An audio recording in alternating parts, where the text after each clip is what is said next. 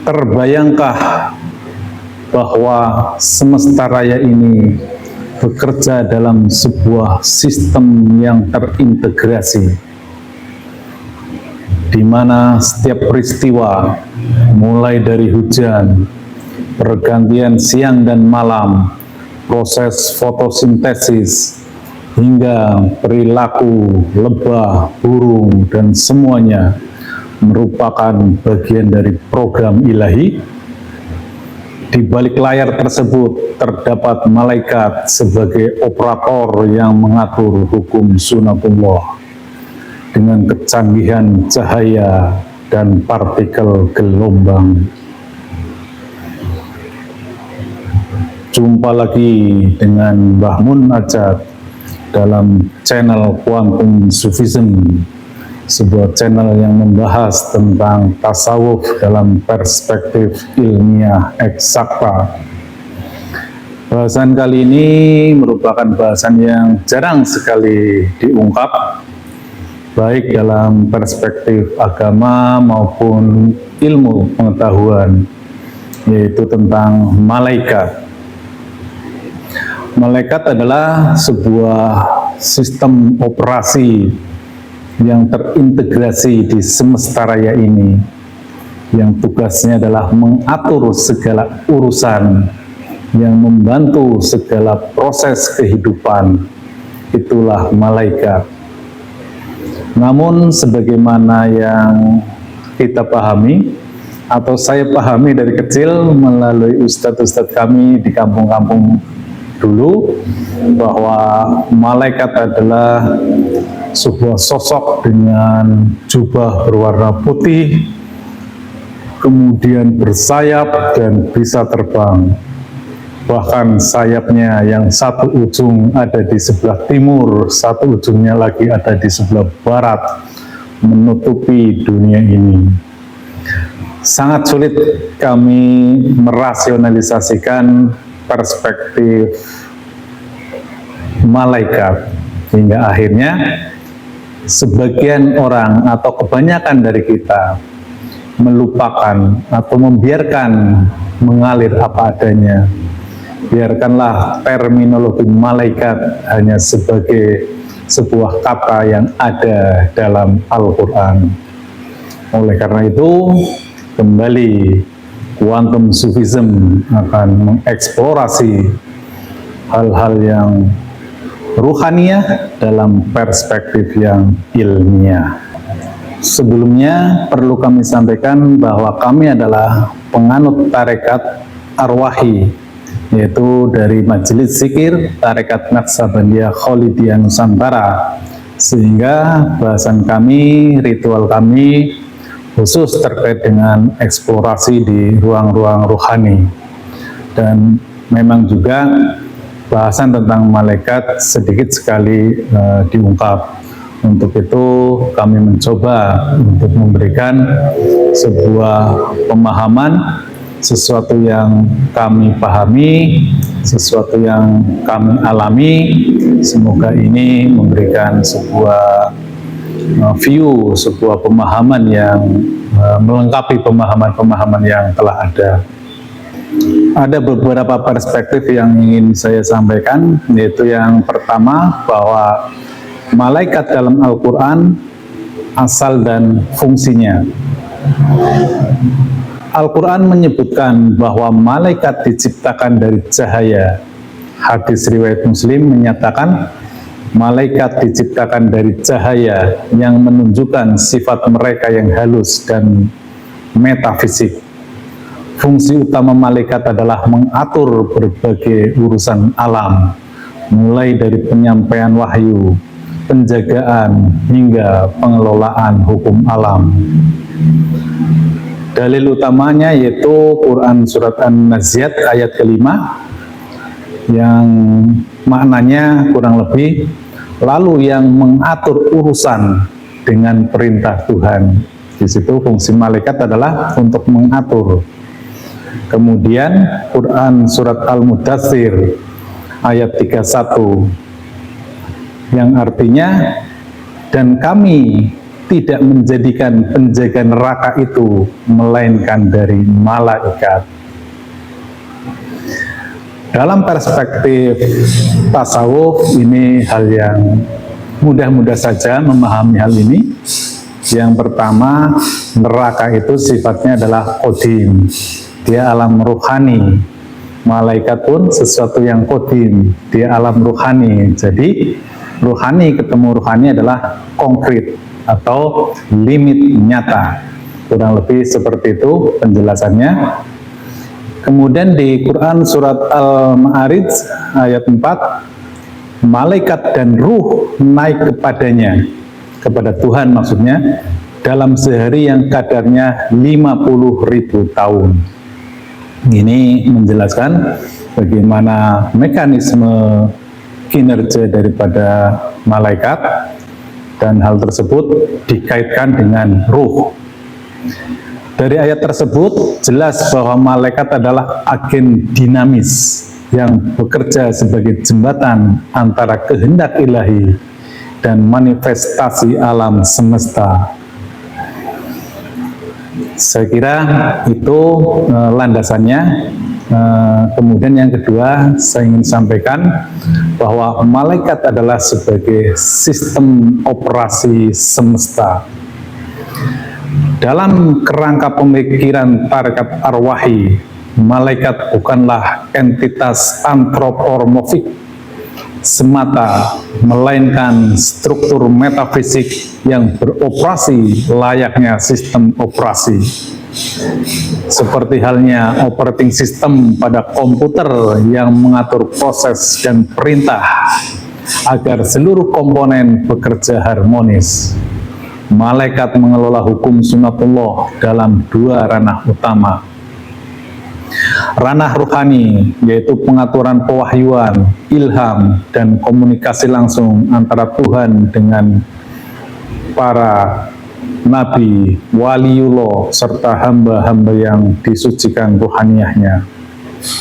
Tentunya ini adalah melalui tali wasilah dengan ruhani Rasulullah sebagai adaptor dimensionalnya. Kemudian di alam fisik mengatur peristiwa alam seperti hujan, rotasi bumi, proses fotosintesis, dan siklus siang malam melalui energi dan getaran cahaya. Adapun dalil pendukungnya adalah Quran surat An-Nur ayat 35. Allahu nurus samawati wal ard. Allah adalah cahaya langit dan bumi. Ayat ini tidak hanya menggambarkan keagungan Allah, tetapi juga menegaskan bahwa cahaya atau nur merupakan medium yang menginspirasi dan mengatur seluruh ciptaan. Bahkan di akhir ayat menyebutkan nurun ala nurin, cahaya di atas cahaya. Dalam perspektif tasawuf itu digambarkan sebagai sebuah tali kebersambungan antara Allah yang maha cahaya dengan alam qadim yang bentuknya cahaya. Itulah saling terhubung, itulah komponen-komponen yang sifatnya qadim, yang sifatnya permanen. Pewahyuan pun dialirkan melalui media tersebut, melalui sistem wasilah tersebut. Kemudian berikutnya, cahaya dan partikel gelombang sebagai jembatan antara ilahi dan ilmiah. Dalam ilmu pengetahuan modern, cahaya dikenal sebagai entitas yang memiliki sifat dualitas sebagai partikel dan gelombang. Konsep ini menggambarkan bagaimana energi bekerja pada tingkat yang fundamental. Jika kita menganggap bahwa malaikat diciptakan dari cahaya, maka mereka dapat dipahami sebagai struktur energi yang beroperasi pada level partikel dan gelombang, yang juga merupakan basis dari fenomena alam. Dengan demikian, segala peristiwa di alam, baik yang bersifat fisik maupun rohani, beroperasi melalui frekuensi atau getaran cahaya yang telah diatur oleh malaikat Disinilah letak keterhubungan yang harmonis antara ilmu pengetahuan dan spiritualitas.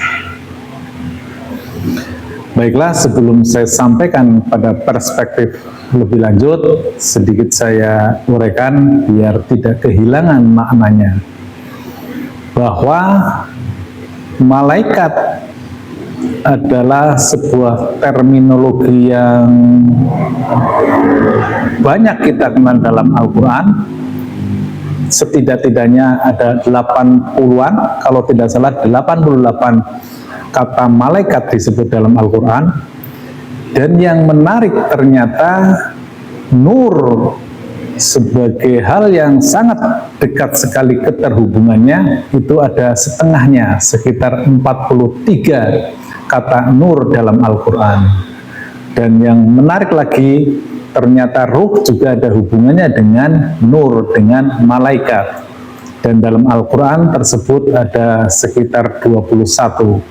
Artinya 2 kali lipat dari ruh adalah jumlah dari nur, dan 2 kali lipat kata nur adalah jumlah dari kata malaikat.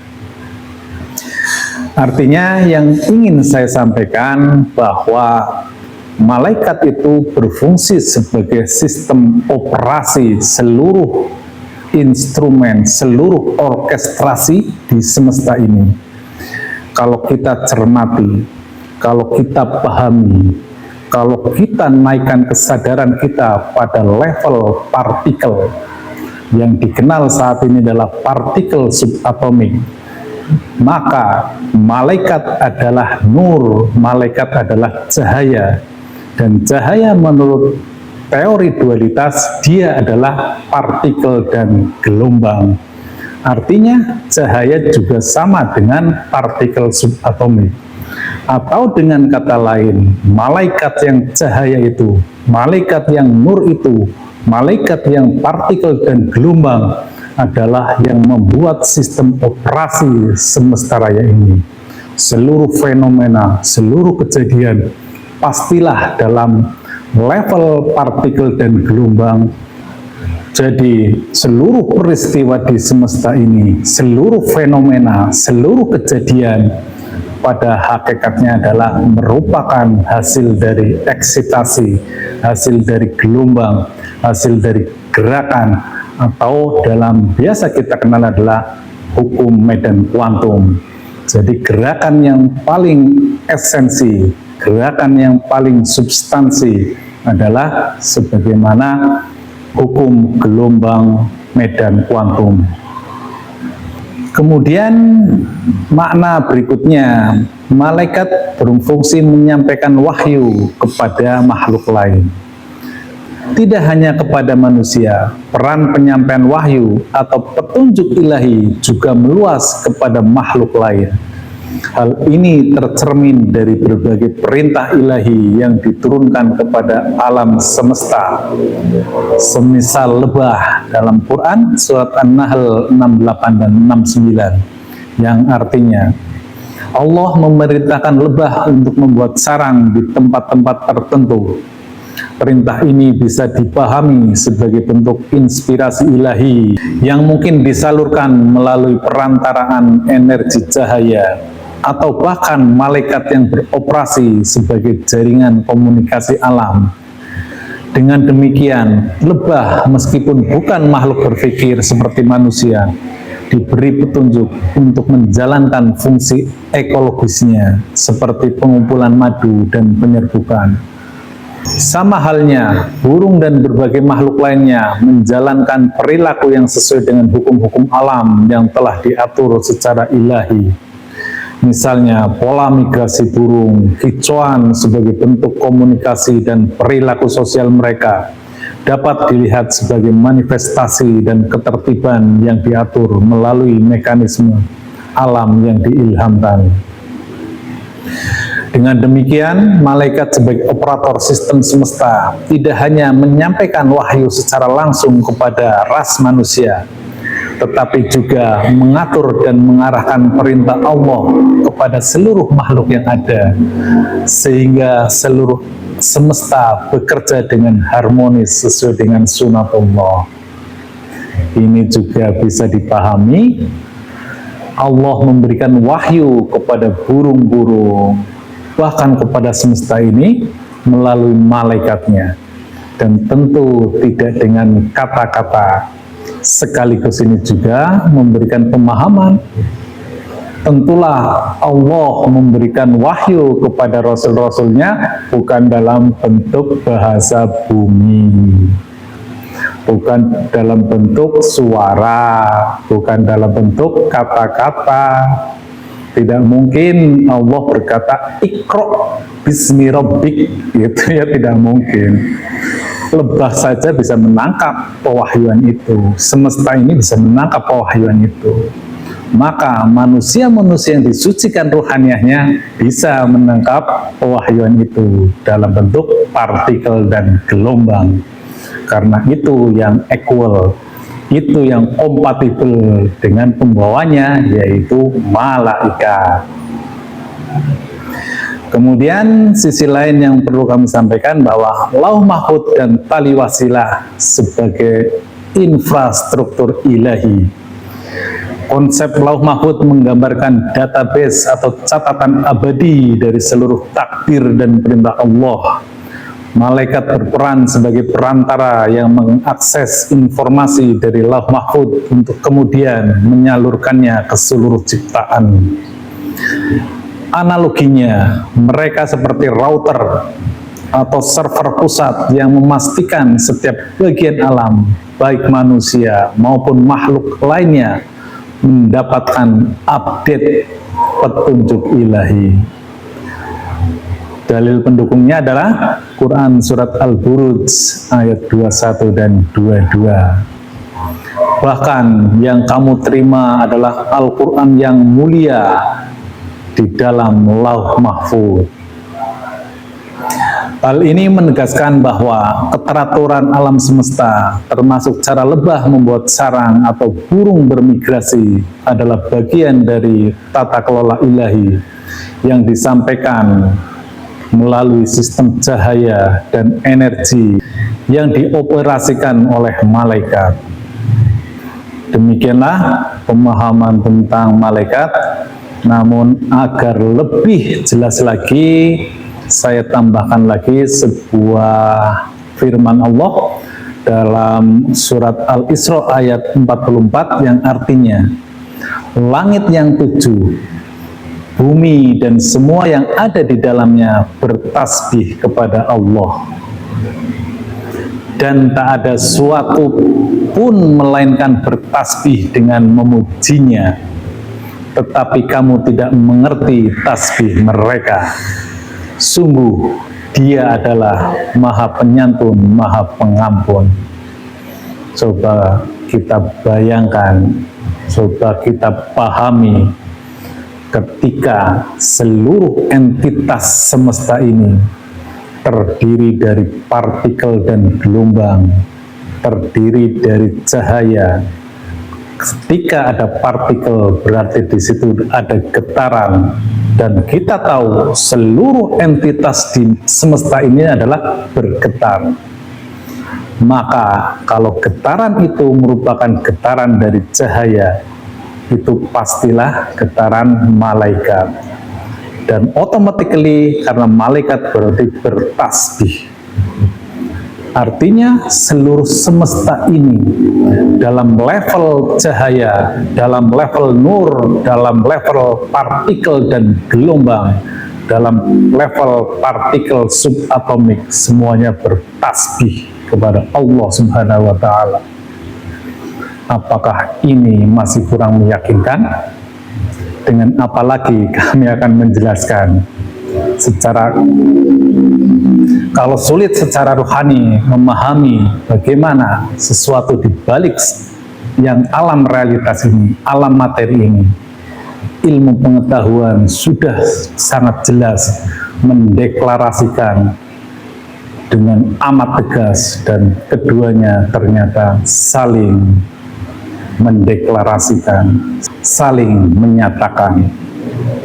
Saya kira itu mungkin biar ada sebuah kesimpulan yang komprehensif. Baiklah, akan saya sampaikan bahwa malaikat adalah sistem operasi semesta yang mengatur urusan rohani dan urusan fisik atau materi melalui energi cahaya dan partikel gelombang. Hukum sunatullah berjalan sempurna karena adanya koordinasi ilahi yang mencakup seluruh makhluk, mulai dari manusia hingga lebah, burung, dan makhluk lainnya. Inspirasi ilahi tidak terbatas pada penyampaian wahyu kepada manusia, melainkan juga mencakup alam yang lebih luas, menunjukkan bahwa setiap ciptaan Allah mendapatkan petunjuk untuk menjalankan perannya dalam harmoni kosmik. Semoga penjelasan ini dapat membuka cakrawala baru bagi kita untuk memahami betapa indahnya keteraturan alam yang diatur dengan presisi oleh ilahi melalui peran malaikat. Maka kita renungkan dan dengan zikir serta kontemplasi kita sambungkan diri pada jaringan cahaya yang menyatukan seluruh alam. Demikian, semoga mencerahkan. Kita sambung pada uraian-uraian berikutnya. Mohon maaf sekiranya ada hal yang kurang pas dalam penyampaiannya. Billahi anta maksudi wa ridhoka matlubi. Wassalamualaikum warahmatullahi wabarakatuh.